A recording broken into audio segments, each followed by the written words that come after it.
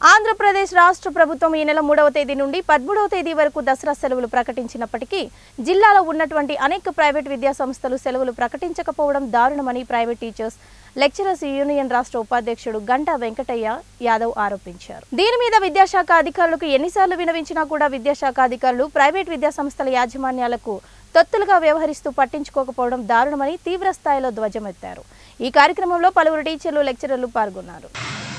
Private teachers lecturers union రాష్ట్ర ఉపాధ్యక్షుని ఈరోజు ఆంధ్రప్రదేశ్ రాష్ట్ర ప్రభుత్వం 3వ తేదీ నుండి 13వ తేదీ వరకు దసరా సెలవులు ప్రకటించినప్పటికీ ఈ జిల్లాలో ఎక్కడ కూడా ఎక్కువ సంఖ్యలో ప్రైవేట్ విద్యా సంస్థలు, కార్పొరేట్ విద్యా సంస్థలు కానీ లోకల్ విద్యా సంస్థలు దసరా సెలవులు ప్రకటించకపోవడం చాలా దారుణమైన విషయం. దీనిని తీవ్రంగా ఖండిస్తున్నా.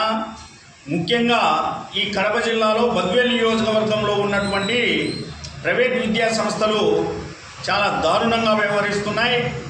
గాంధీ జయంతి కానీ తర్వాత దసరా సెలవులు కానీ ఏవి పాటించకుండా ఈ విద్యా చట్టాలను తుంగలో తొక్కుతున్నారు. కావున